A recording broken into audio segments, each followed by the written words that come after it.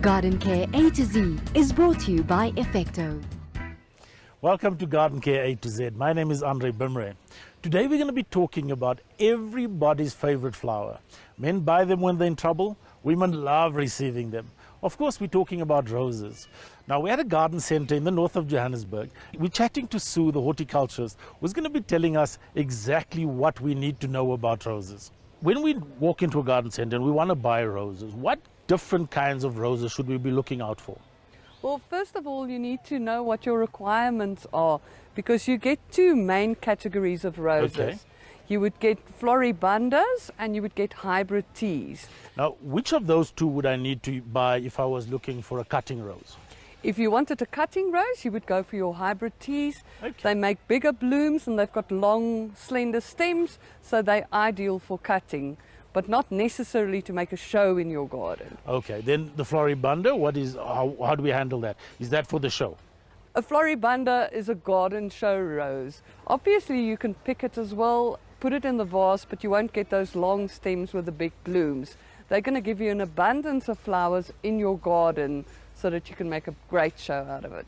So the tall iceberg type roses, what kind of rose are they?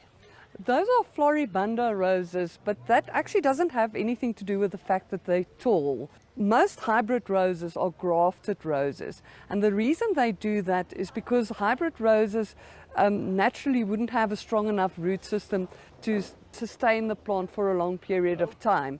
So even though it's a bush rose, it would also be grafted.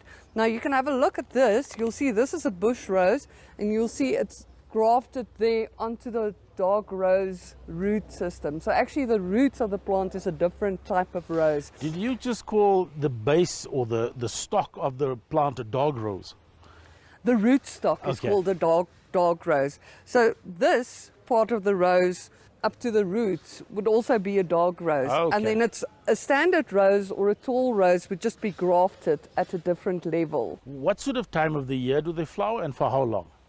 Well, you know, your floribunda roses obviously flower for longer than your hybrid tea roses. Okay. Usually you would get about 3 flowering periods in your roses, abundant periods. Your first one being sort of middle spring, October, when you would get your first flowering. Okay. Then usually you would cut your roses back a little bit. You would get a second flowering in about January, and then if you look after your roses very well, you might get another flowering around end of March, April. Fantastic. Climatic conditions, are they widely adapted? Can we grow them anywhere? Yes, mostly you can. What roses prefer though is sort of drier conditions, because you get less fungal infections. They don't like their roots to be wet, so you need well-drained soil. Yes, you need well-drained soil for your roses.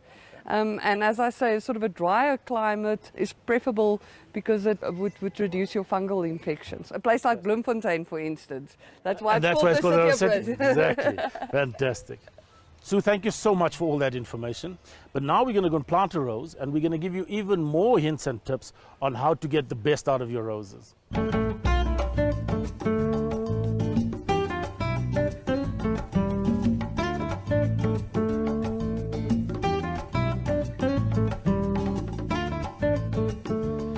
So to plant our rose, we've dug a hole.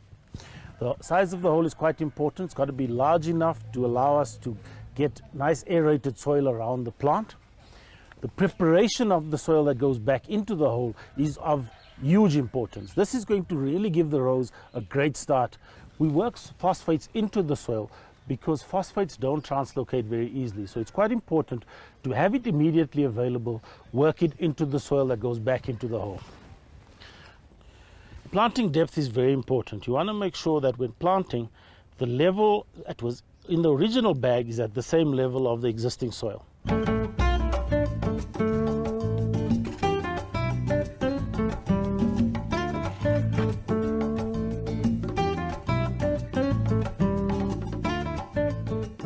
The final steps in planting, we're going to give a nice top dressing of 2,3,4, which is a fertilizer specially blended for newly established plants.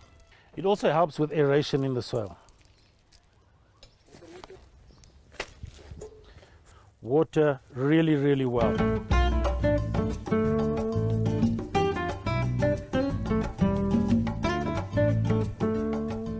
feed your roses, use 815. It's a particular blend for rose and flower.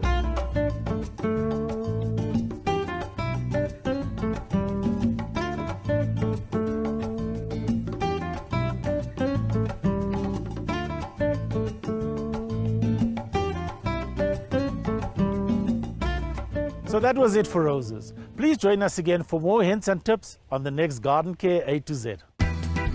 Garden Care A to Z is brought to you by Effecto.